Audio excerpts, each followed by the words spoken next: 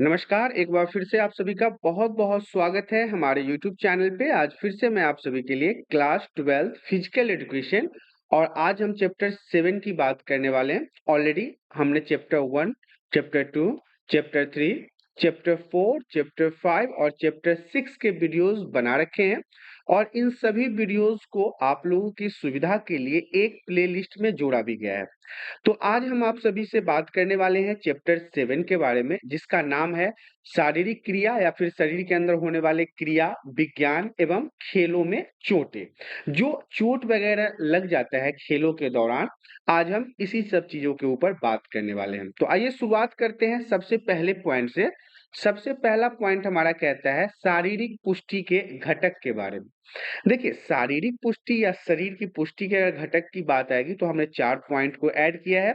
पहला है शक्ति, दूसरा है गति, तीसरा है सहन क्षमता जो बर्दाश्त करने की क्षमता होती है वो, और चौथा है लचक जो हमारे शरीर का फुर्तीलापन दर्शाता है, या तो फिर आप कह सकते हैं कि कितना लचीला उसका शरीर है। तो ये जो चारों पॉइंट्स हैं, ये एक व्यक्ति के शरीर के अंदर की पुष्टि के घटक के रूप में जाना जाता है। तो हम ये जितने भी चारों पॉइंट्स हैं, नंबर 1, नंबर 2, नंबर 3 और नंबर 4, इन सभी को एक-एक करके समझ लेते हैं ताकि आपको एग्जाम में लिखने में किसी भी प्रकार की दिक्कत ना हो। सबसे पहले हम शक्ति की अगर बात कर ले, पावर की बात कर ले, तो मांसपेशियों का आकार जो है, इसकी जो साइज होते हैं मांसपेशियों के, ये शक्ति को प्रदर्शन करता है। मांसपेशियों की रचना भी इसी का उत्तरदायित्व लेता है। शरीर का भार मतलब वजन जो है ये भी शक्ति को प्रदर्शित करता है। तंत्रिका आवेग की तीव्रता, हमारे हाथ पैर चलाने की जो तेजी है, जो हमारा स्फूर्ति है, ये सब भी शक्ति के अंतर्गत आता है। गतिविधि में भाग लेने वाले मांसपेशियों का समन्वय, जैसे दौड़ने में आपको पता है किस चीज का सबसे ज्यादा काम होता है, पैर का। और एक इंसान का यदि पैर सही नहीं रहे या फिर छोटा बड़ा हो या उसके दोनों घुटने आपस में टकराते हो या फिर वो दौड़ने में किसी प्रकार की परेशानी को सामना करता हो, तो ऐसे में क्या व्यक्ति का जो समन्वय है, जो बैलेंसिंग है दोनों पैर का, वो हो पाएगा? नहीं हो पाएगा। इसके अलावा मांसपेशी की अतिपुष्टि, मतलब मांसपेशी जो है वो तरोताजा या फिर कहिए हिष्ट और पुष्ट होना चाहिए। तो ये सारी चीजें किसके अंदर आता है? शक्ति के अंतर्गत आता है, जिसमें हमने number 1, number 2, number 3, number 4, number 5 और नंबर 6 पॉइंट को ऐड किया है शक्ति के अंतर्गत। आप इसे सही तरीके से समझ लीजिएगा। साथ ही साथ यहाँ पे मैं बताऊंगा कि यदि आपको वीडियो पसंद आता है तो वीडियो को लाइक, और चैनल में पहली बार आया तो चैनल को सब्सक्राइब जरूर कर लें ताकि इसी प्रकार के एजुकेशनल वीडियो आपको हमेशा प्राप्त होता रहे। अब हम आपको दूसरे पॉइंट की तरफ लेके चलते हैं। पॉइंट हमारा कहता है गति। गति से आपको मैंने यहाँ पे जो पहले स्लाइड में बताया था कि शारीरिक पुष्टि के घटक, तो उसमें मैंने शक्ति बताया, तो पहले बार हमने शक्ति को क्लियर किया। अब हम गति के बारे में बात करेंगे, तो दूसरा पॉइंट ही यहाँ पे गति है। विस्फोट शक्ति होता है, मांसपेशीय संयोजन होता है, मांसपेशियों की लोच और आराम की योग्यता को देखा जाता है, स्नायु संस्थान की गतिशीलता को देखा जाता है, जैव रासायनिक भंडार तथा उपापचय योग्यता को देखा जाता है, और लचक इसमें भी है। ये सभी किससे जुड़ा हुआ है? तो गति से जुड़ा हुआ है। गति, अगर हमारे शरीर के शारीरिक संरचना के घटक की बात की जाए तो शक्ति के अंदर भी मैंने पॉइंट्सों को बताया था, और ये गति के पॉइंट्स हैं। गति के number 1, number 2, number 3, number 4, number 5 और नंबर 6, 6 पॉइंट यहाँ पे दर्शाए गए हैं। इन 6 पॉइंट्स को आपको गति के अंतर्गत याद कर लेना है। अगला पॉइंट है हमारा सहन क्षमता, बर्दाश्त करने की क्षमता, हमारे अंदर की बर्दाश्त करने की शक्ति। इसमें मैंने 4 पॉइंट को ऐड किया है, जिसमें सबसे पहला पॉइंट है एरोबिक क्षमता, जो नंबर 1 पे है। सहन करने की क्षमता में सबसे पहले नंबर पे है एरोबिक क्षमता, दूसरे नंबर पे है एनारोबिक क्षमता, तीसरे नंबर पे है क्रियाओं का अपव्यय, और चौथे नंबर पे है मांसपेशीय संरचना। अब यहाँ पे आपको कुछ बातें डाउट्स आ रही होंगी, जैसे ये पॉइंट सारे हैं तो मैंने यहाँ पे आपको पॉइंट टू पॉइंट तो बता दिया, लेकिन हो सकता है कि यहाँ पे आपको एरोबिक क्षमता के बारे में पता ना चल पा रहा हो, या फिर एनारोबिक क्षमता के बारे में पता नहीं चल पा रहा हो, या फिर क्रियाओं का अपव्यय के बारे में पता नहीं चल रहा हो, या फिर मांसपेशीय संरचना के बारे में पता नहीं चल रहा हो। तो मैं आप सभी को बताना चाहूंगा कि आपको धैर्य रखना है। आगे की स्लाइड में हर एक पॉइंट को डील किया गया है, आपको सारे पॉइंट्स आसानी से समझ में आ जाएंगे। यहाँ पे मैं पॉइंट टू पॉइंट इसलिए बता रहा हूँ क्योंकि आपको एग्जाम में लिखना पड़ेगा। अब आप ये जो अगर आपसे प्रश्न पूछा जाता है कि शारीरिक पुष्टि के घटक, तो वहां पे आप इन सभी पॉइंट्सों के साथ अगर इनको लिखते हैं तो आपके नंबर पूरे आएंगे। अब हम आपको आगे की स्लाइड में लेके चलते हैं। अगला स्लाइड जो है वो हमारा कहता है लचक। लचक में भी कुछ पॉइंट्स हैं, जैसे कि जोड़ों की शारीरिक संरचना, इंसान के जो शरीर में एक दूसरे से जोड़ होता है। इसके बाद आयुलिंग है, मांसपेशीय शक्ति है, मांसपेशियों का लचीलापन है, व्यक्ति की स्थिति से है, चोटें जो चोट वगैरह लग जाता है उससे है, मांसपेशीय खिंचाव से है, वातावरण से है, सक्रिय और गतिहीन जीवन शैली से है। तो ये लचक के अंतर्गत ये सारे पॉइंट्स आ रहे हैं। अगला स्लाइड हमारा कहता है शक्ति को निर्धारित करने वाले शारीरिक या फिर शरीर के क्रियात्मक कारक कौन कौन से हैं। शक्ति को बताने वाले, निर्धारित करने वाले शारीरिक क्रियात्मक कारक कौन कौन से हैं। VVI पॉइंट रहेगा आपके एग्जाम के लिए, जिसमें सबसे पहला पॉइंट हमारा कहता है मांसपेशियों का आकार। बड़ी तथा विशाल मांसपेशियां अधिक शक्ति उत्पन्न करती है। सबको पता है कि बड़ी तथा विशाल मांसपेशियां, जो व्यक्ति शरीर से हिष्ट पुष्ट लंबा चौड़ा होता है उसके पास शक्ति ज्यादा होती है। पुरुषों की मांसपेशियां बड़ी होती है, इसीलिए वे शक्तिशाली होते हैं। भार प्रशिक्षण की सहायता से मांसपेशियों के आकार को बढ़ाया जा सकता है। दूसरे पॉइंट में है शरीर का भार, वजन। शरीर के वजन से अधिक भार वाले व्यक्ति जो हैं वो हल्के व्यक्तियों की अपेक्षा अधिक शक्तिशाली होते हैं। जैसे अधिक शरीर भार वाले भारोत्तोलक होते हैं। इसके अलावा जो तीसरा पॉइंट है वो कहता है मांसपेशीय संरचना। जिस मांसपेशियों में फास्ट ट्विच फाइबर की प्रतिशतता अधिक होती है वे अधिक शक्ति उत्पन्न करते हैं, जबकि स्लो ट्विच फाइबर जो है वो शीघ्रता से संकुचित नहीं हो सकते, किंतु वे लंबी अवधि तक संकुचित रहने की क्षमता रखते हैं। इन फाइबर्स की जो प्रतिशत होता है उसका निर्धारण जो है वो आनुवांशिक तौर पर किया जा सकता है। तो 3 पॉइंट्स यहाँ पे आपने इस स्लाइड में पढ़ लिए हैं, जिसमें पहला है मांसपेशियों का आकार, दूसरा है शरीर का भार, तीसरा है मांसपेशीय संरचना। इसमें हमारा चौथा पॉइंट भी है। चौथा पॉइंट कहता है तंत्रिका आवेग की प्रबलता।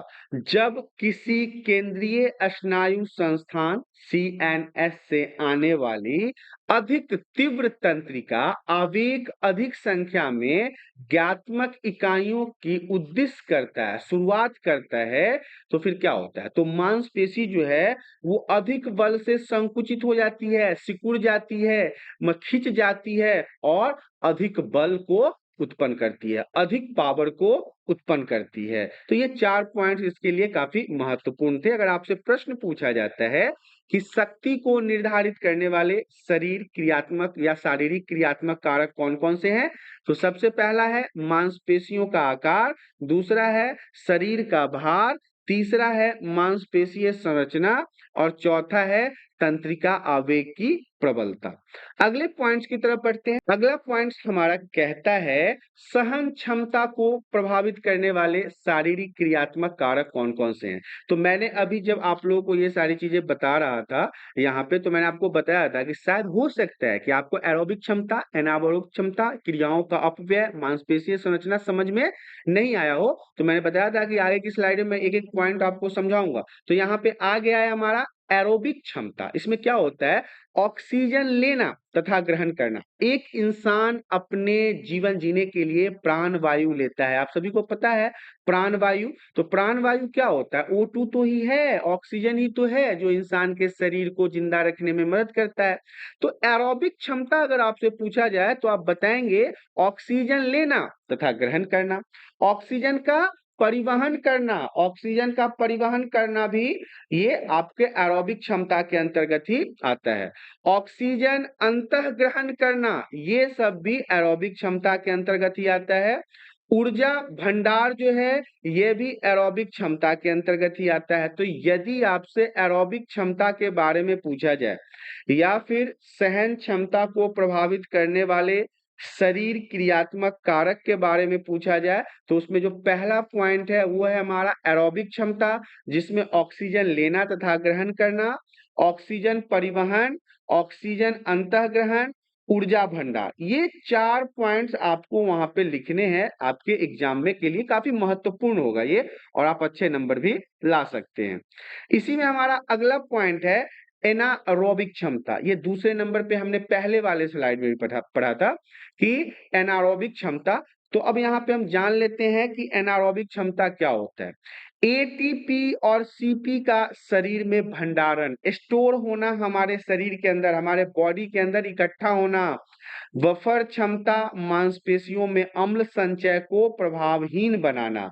तीसरा है लैक्टिक अम्ल की सहनशीलता, और चौथा है VO2 मैक्स। ये हमने पहले के चैप्टर्स में पढ़ रखा है। तीसरा और चौथा चैप्टर में हमने इसके डिटेलिंग के बारे में पढ़ा था। ऑक्सीजन की वह मात्रा होती है, वह संयोजन होता है जो सक्रिय मांसपेशियां व्यायाम के दौरान 1 मिनट में प्रयोग में लाई जाती है। VO2 मैक्स कहलाता है।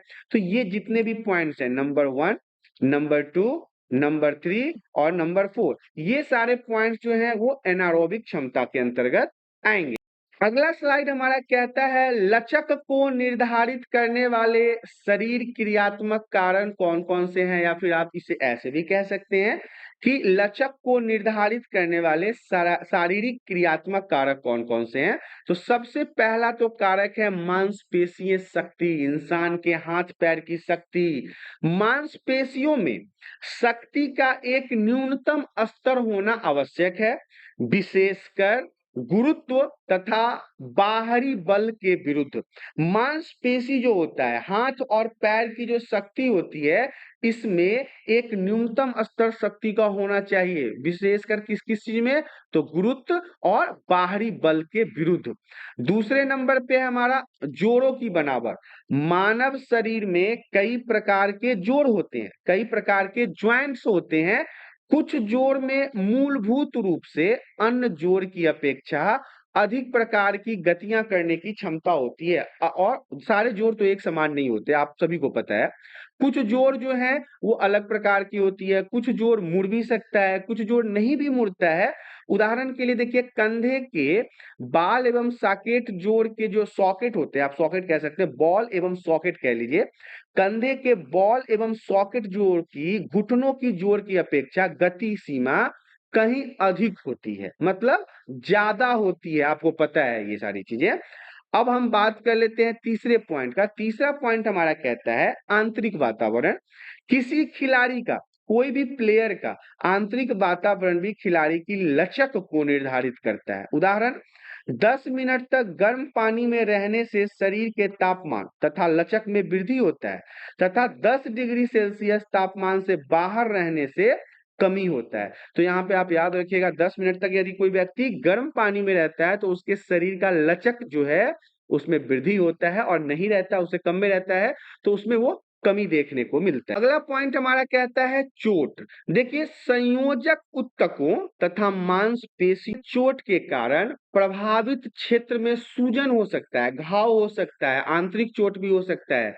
रेशेदार ऊतक कम लचीले होते हैं तथा अंगों के संकुचन को कम कर सकते हैं, जिससे लचीलेपन में कमी का कारण तैयार हो जाता है, या फिर लचीलापन कम होने लगता है।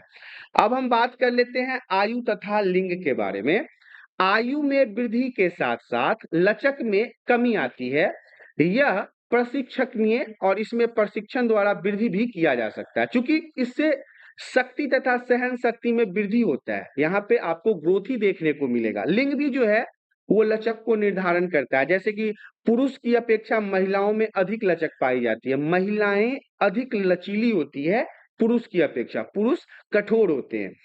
तो यहाँ पे आप अगले पॉइंट की तरफ देखिए, सक्रिय और गतिहीन जीवन शैली। देखिए, नियमित व्यायाम जो है, अगर परमानेंट कोई व्यक्ति एक्सरसाइज कर रहा है, चाहे वो महिला हो या पुरुष हो, तो उसमें लचक ज्यादा होता है, वो लचक को बढ़ाता है इंसान के शरीर के अंदर।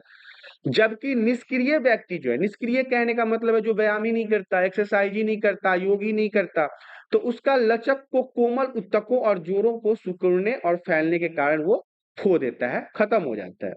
अगला पॉइंट है हमारा वंशानुक्रम। तो देखिए लिगामेंट और कैप्सूल की संरचनाओं के कारण अस्थि संरचना के जोड़ और लंबाई वंशानुगत होते हैं, जिसमें खिंचाव वाले व्यायामों के द्वारा लचक उत्पन्न नहीं किया जा सकता है। तो ये वंशानुक्रम के बारे में था।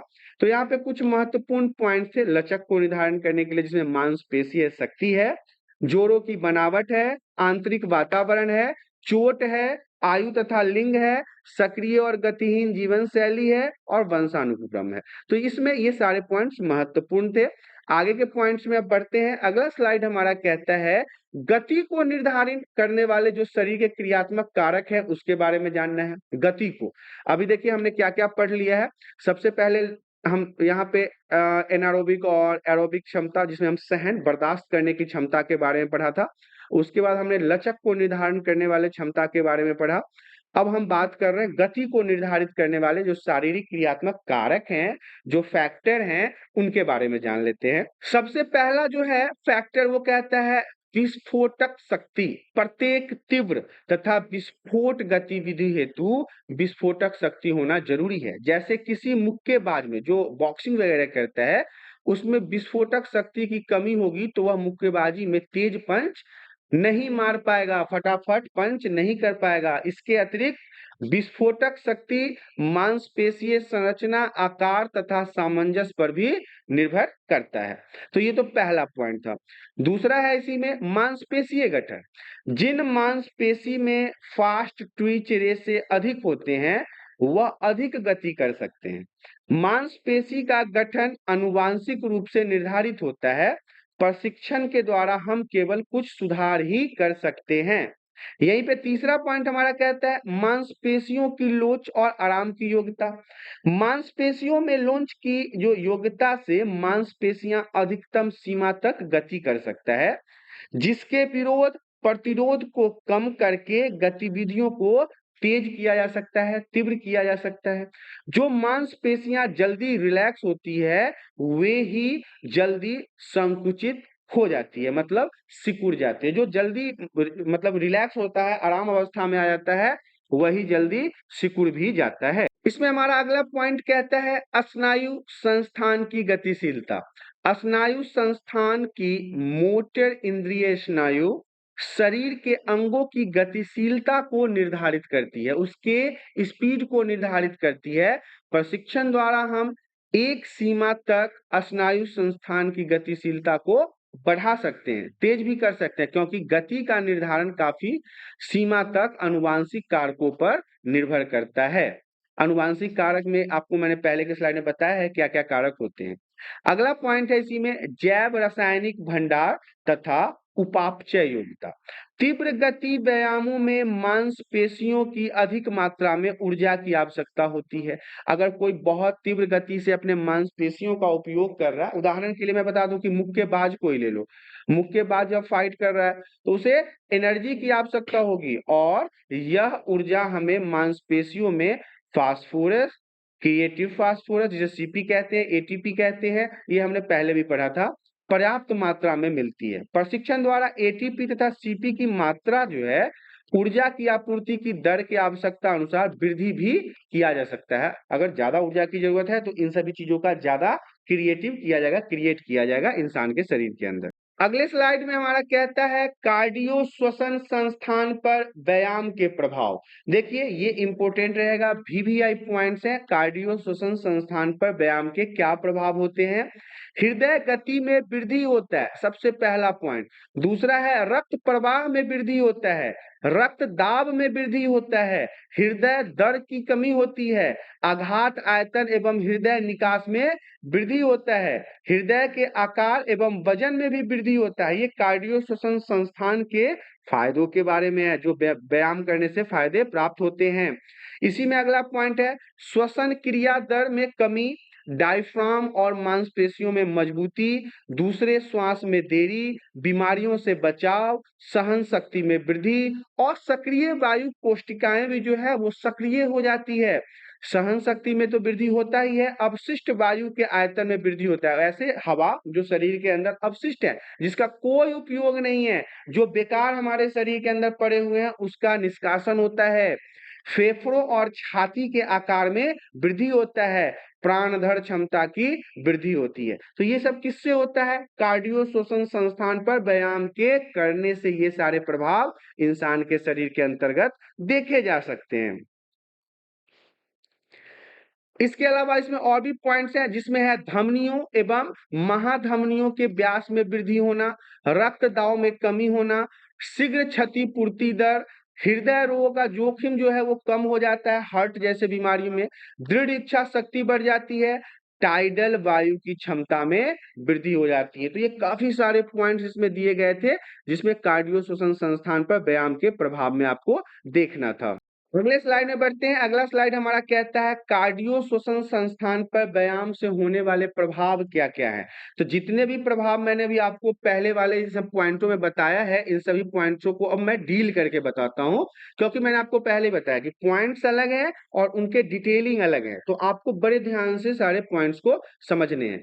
सबसे पहला पॉइंट हमारा कहता है हृदय गति का बढ़ना। जब कोई व्यक्ति व्यायाम करना प्रारंभ करता है ना, तो वह व्यायाम की प्रबलता के अनुरूप ही हृदय की गति भी वहां पे उस व्यक्ति का बढ़ जाता है। ये पहला पॉइंट था। दूसरा पॉइंट है स्ट्रोक आयतन में वृद्धि। व्यायाम की तीव्रता तथा अवधि के बढ़ने के अनुरूप ही प्रत्येक धड़कन पर हृदय के बाएं निलय से निकलने वाले रक्त की मात्रा में वृद्धि हो जाता है। ये दूसरा पॉइंट था। अब हमारा तीसरा पॉइंट है रक्त का आयतन।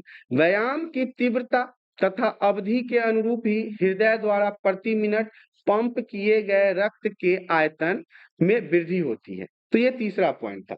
अब हम इसी के चौथे पॉइंट में देख लेते हैं। चौथा पॉइंट हमारा कहता है ऊतकों को रक्त की आपूर्ति बढ़ाना। इंसान के शरीर के अंदर आपको पता है खून का मतलब कि एक जगह से दूसरे जगह होना बहुत ही महत्वपूर्ण होता है। तो ऐसे में यदि आप कार्डियो श्वसन संस्थान वाले व्यायाम वगैरह करते हैं तो ऊतकों तक रक्त की आपूर्ति को बढ़ाता है। ऑक्सीजन की तत्काल आवश्यकता होती है तो हृदय वाहिनी संस्थान उन ऊतकों में रक्त के बहाव को बढ़ा देता है, जिनमें कम आवश्यकता होती है उसमें कम कर देता है। तो ये कार्डियो श्वसन संस्थान वाले व्यायाम से फायदों के बारे में था। इसी में अगला पॉइंट हमारा कहता है अवशिष्ट वायु के आयतन में वृद्धि। तो नियमित व्यायाम से अवशिष्ट की मात्रा सामान्य से अधिक हो जाती है। असक्रिय वायु किसे कहते हैं? तो कोशिकाएं सक्रिय हो जाती है।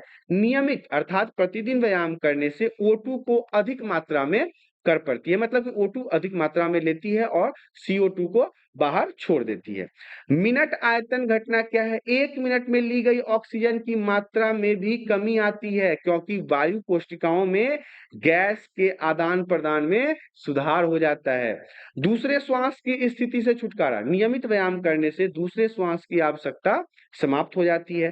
सहन क्षमता, बर्दाश्त करने की क्षमता में भी वृद्धि होता है। यदि लंबी अवधि व्यायाम किया जाए, लंबे समय तक व्यायाम किया जाए तो व्यक्ति की सहन शक्ति में वृद्धि हो जाती है और कोई भी कार्य बिना थके हारे तक वो लंबे समय तक कर सकता है। अगला पॉइंट हमारा कहता है रक्तचाप में वृद्धि। रक्त की आपूर्ति के कारण रक्तचाप में वृद्धि होती है। ये एक नंबर में आपसे पूछा जा सकता है। दूसरा पॉइंट यहाँ पे है प्राणधार वायु की क्षमता में वृद्धि। देखिए व्यायाम करने से व्यक्ति में ऑक्सीजन अर्थात वायु की क्षमता लगभग 3500 सीसी से बढ़कर 5500 सीसी तक हो जाता है। मतलब जो घटी हुई 3500 की सीमा है वो बढ़कर 5500 सीसी के आसपास पहुंच जाता है। अगला पॉइंट हमारा कहता है व्यायाम का मांसपेशीय तंत्र पर प्रभाव। देखिए मांसपेशियों का आकार बढ़ाता है ये। कंकाल पेशी अतिवृद्धि में आती है। मांसपेशियों को अधिक ऊर्जा की पूर्ति होती है। प्रतिक्रिया समय में सुधार होता है। कोशिका नलिकाओं का निर्माण होता है और वसा में कमी होता है, अर्थात फैट में भी यहाँ पे कमी देखने को मिलता है। तो व्यायाम का मांसपेशियां, हमारे इंसान के शरीर के मांसपेशी जो होते हैं उस पर क्या प्रभाव पड़ता है? मांसपेशियों का आकार बड़ा करता है, बॉडी को बड़ा बढ़िया करता है, आपके शरीर के अंदर का जो कंकाल है उसको वृद्धि करता है, हड्डियों को मजबूत करता है, ऊर्जा प्रदान करता है, शक्ति देता है, प्रतिक्रिया समय में सुधार, आप किसी काम को कितना फास्ट और अच्छे तरीके से करते हैं इसके कौशल में भी आपको फायदा देखने को मिलेगा। साथ ही साथ मोटापा और फैट जैसी समस्या भी समाप्त होती है। अगला पॉइंट है मांसपेशीय सहन क्षमता में वृद्धि, आपको बर्दाश्त करने की क्षमता में भी फायदा देखने को मिलेगा। आसान विकृतियों में सुधार, जो छोटे मोटे रोग होते हैं ना वो अपने आप ठीक हो जाते हैं, स्वतः ठीक हो जाते हैं। अगला पॉइंट है अतिरिक्त वसा पर नियंत्रण, बहुत ज्यादा फैट आपके शरीर में हो गया है, बहुत मोटे हो गए हो आप, तो उसमें ये फैट को कम करने में आपकी मदद करेगा। थकान में देरी, जल्दी आपको थकने नहीं देगा, आपको एनर्जेटिक बना के रखेगा, आपको एनर्जी देता रहेगा, आपको थकने नहीं देगा। इसके अलावा पोषक तत्व भंडारण में वृद्धि, आपके शरीर में लंबे समय तक ऊर्जा स्टोर रहेगा। शक्ति तथा गति, ये दोनों में भी आपको यहाँ पे वृद्धि देखने को मिलेगा। मतलब कि व्यायाम का मांसपेशीय तंत्र पर कितना अच्छा प्रभाव है ये आप यहाँ पे पॉइंट टू पॉइंट देख रहे हैं। अगले स्लाइड में हमारा कहता है मांसपेशी संस्थान पर व्यायाम के प्रभाव। मांसपेशी संस्थान पर व्यायाम के, एक्सरसाइज के क्या क्या प्रभाव देखने को मिलता है? तो मांसपेशीय अतिवृद्धि, लगातार व्यायाम करने से, कंटिन्यू एक्सरसाइज करने से पेशीय आकार में वृद्धि होता है। नंबर 2 है कोशिका नलिकाओं का निर्माण, प्रशिक्षण के कारण पेशियों में कोशिका नलिका की संख्या में वृद्धि हो जाती है, जिस कारण पेशियों का रंग गहरा लाल हो जाता है। तो ये दूसरा पॉइंट था। तीसरा पॉइंट है इसी में अतिरिक्त वसा पर नियंत्रण, नियमित व्यायाम करने से जो शरीर के अंदर एक्स्ट्रा फैट हो जाते हैं ना उसको भी खत्म किया जा सकता है। व्यायाम जो है वो कैलोरीज घटाने में मदद करता है जो वसा के रूप में जमा हो जाता है। इसके बाद है चौथा थकान में देरी, नियमित व्यायाम थकान में देरी करते हैं। यह थकान कार्बन डाइऑक्साइड, लैक्टिक एसिड और फास्फेट एसिड के कारण होता है। तो यहाँ पे थकान में भी देरी, मतलब आपको कम समय में जल्दी थकने नहीं देता है। अगला पॉइंट इसी में हमारा फास्ट ट्विच तंतु, ऐसे तंतु जो कि गति क्रियाओं के लिए जाने जाते हैं, प्रोसेस होने के लिए जाने जाते हैं, ऐसे तंतु जो ऑक्सीजन की अनुपस्थिति में भी कार्य करके ऊर्जा प्रदान करते हैं, फास्ट ट्विच तंतु कहलाते हैं। 1 नंबर के लिए वीवीआई रहेगा, पूछा जा सकता है। और दूसरा प्रश्न भी वीवीआई है, इसमें हम स्लो ट्विच तंतु के बारे में जानेंगे। दोनों में से एक प्रश्न पूछे जाने की संभावना रहती है। यह सहन शक्ति क्रियाओं के लिए जाने जाते हैं, ऐसे तंतु जो ऑक्सीजन की उपस्थिति में ही कार्य करते हैं, क्या कहलाता है? स्लो ट्विच तंतु कहलाता है। अगले स्लाइड में बढ़ते हैं। अगला स्लाइड हमारा कहता है नियमित व्यायाम करने से मांसपेशियों पर पड़ने वाले प्रभाव। यदि प्रतिदिन एक्सरसाइज वगैरह किया जाए, व्यायाम वगैरह किया जाए, तो इंसान के शरीर के अंदर मांसपेशियों पर क्या प्रभाव पड़ता है? तो सबसे पहला पॉइंट है मांसपेशियों का आकार बढ़ता है, कंकाल पेशी में अतिवृद्धि होती है, मांसपेशियों को और अधिक ऊर्जा की पूर्ति होती है, प्रतिक्रिया समय में सुधार होता है, कोशिका नलिका का निर्माण होता है और वसा की कमी होती है। ये सारे पॉइंट्स ऑलरेडी हमने डिस्कस किया है। इसके अलावा मांसपेशीय सहन क्षमता में वृद्धि, आसान विकृति में सुधार मतलब बीमारियों में सुधार, एक्स्ट्रा फैट पर नियंत्रण किया जा सकता है, थकान जल्दी नहीं होती है, थकान में देरी होती है, पोषक तत्व भंडारण में वृद्धि, इंसान लंबे समय तक ऊर्जा को स्टोर करके रख सकता है, शक्ति तथा गति में भी वृद्धि होता है। तो ये सारी चीजें जो है वो नियमित व्यायाम करने से आपको फायदे देखने को मिलेंगे आपके शरीर के अंदर। अगला पॉइंट हमारा कहता है बुढ़ापे के कारण शरीर क्रियात्मक परिवर्तन। बहुत बुढ़ापा कहने का मतलब है जब उम्र ज्यादा हो जाए इंसानों के शरीर के अंदर तो उसे हम वृद्धावस्था ही तो कहते हैं। तो वृद्धावस्था या फिर बुढ़ापा दोनों कह सकते हैं। इस उम्र में क्या होता है? यह वह अवस्था होता है, वह समय होता है जिसमें अंग एवं तंत्रों की कार्य क्षमता में अत्यंत धीमी गति से गिरावट आ जाती है। उनके अंग सही तरीके से काम नहीं करते, आंख सही तरीके से काम नहीं करते, कान सही तरीके से काम नहीं करते। जिसमें पॉइंट्स हैं मांसपेशियों के तनाव, लंबाई, आकार एवं शक्ति में कमी हो जाना। अगला पॉइंट है श्वसन प्रणाली की क्षमता में अर्थात सांस लेने की क्षमता में कमी हो जाना। उपापचय, किसी भी खाना को खा के पचाना, उसको संतुलित करने की क्षमता में कमी आ जाता है। इसके अलावा हृदय वाहिका तंत्र की क्षमता में कमी आना, पाचन तंत्र की क्षमता में कमी आना, उत्सर्जन तंत्र की क्षमता में कमी आना, ज्ञानेंद्रियों की क्षमता में कमी आना, लचक में कमी आना। इसमें 2-3 ऐसे पॉइंट हैं जो शायद आपको परेशानी उत्पन्न कर सकता है। हार्ट संबंधी समस्या, खा के पचाने संबंधी समस्या, खा के पचाने के बाद उसे निकालने समय अर्थात शौच और आप कह सकते हैं उत्सर्जन, शौच को ही कहते हैं। व्यक्ति अगर सही तरीके से पॉटी वगैरह करने में उसे दिक्कत हो रहा है तो उसे उत्सर्जन तंत्र की क्षमता में हम कमी कहेंगे। ज्ञानेंद्रियों की क्षमता मतलब उसे महसूस करने की क्षमता में भी कमी आ जाता है। और लचक में कमी तो आप समझते ही होंगे, इंसान के शरीर में लचक में भी कमी देखने को यहाँ पे प्राप्त होता है। अब हम बात करते हैं खेल के अंदर होने वाले चोटों के बारे में कि चोट किस प्रकार से लगते हैं। तो देखिए, खेल में अभ्यास, प्रशिक्षण या स्पर्धा के दौरान खिलाड़ियों को लगने वाली चोटें जो है वो आम बात होती है और इसे हम चोटें भी कहते हैं।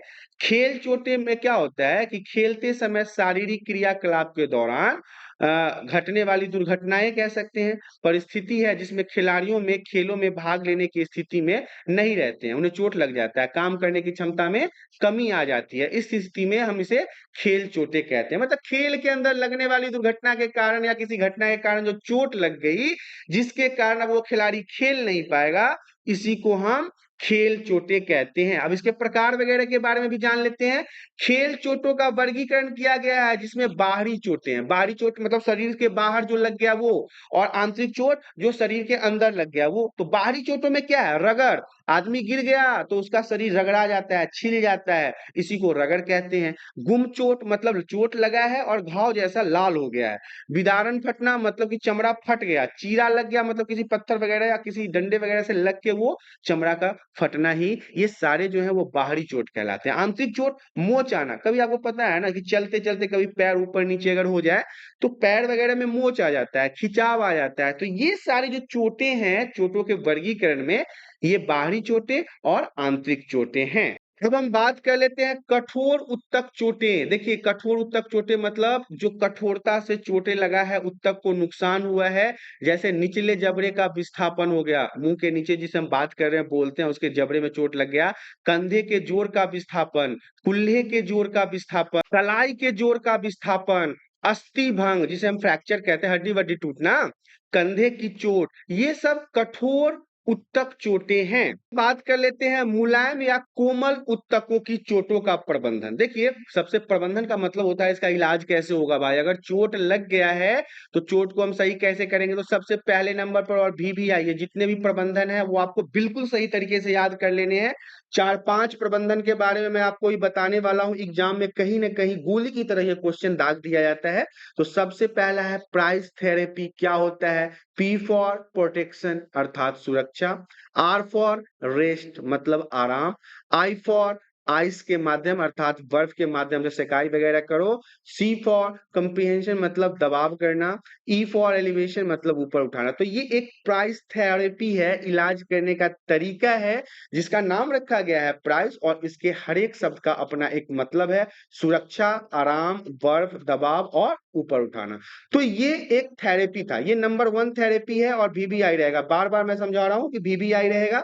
अब हम दूसरे थेरेपी की तरफ देखते हैं। दूसरा थेरेपी कहता है रेस्ट, आराम थेरेपी। R फॉर रेस्ट आराम, E फॉर एलिवेट मतलब उत्थान, S फॉर सपोर्ट मतलब सहारा देना, T फॉर टाइट सहारे के साथ बांधना। ये नंबर 2 वाला थेरेपी है, ये भी इंपॉर्टेंट है। अब हम नंबर 3 के बारे में देख लेते हैं, माइस थेरेपी। अब माइस मतलब होता है मोबिलाइजेशन, मतलब देखिए यहाँ पे गतिशीलता है, बर्फ है, दबाव है और ऊपर उठाना। ये नंबर 3 का थेरेपी है जो अक्सर खिलाड़ियों को खेल के दौरान लगने वाले चोट के अंतर्गत इन सब थेरेपी का उपयोग किया जाता है। अब हम बात कर लेते हैं कोमल उत्तकों से आप क्या समझते हैं, 1 नंबर में पूछा जा सकता है। तो कोमल उत्तकों जैसे कि त्वचा, मांसपेशी, स्नायु बंध एवं उत्तकों में लगने वाले चोट को हम क्या कहते हैं? कोमल उत्तक चोट कहते हैं। कोमल जगह पर चोट लग गया है इसलिए कोमल उत्तक चोट।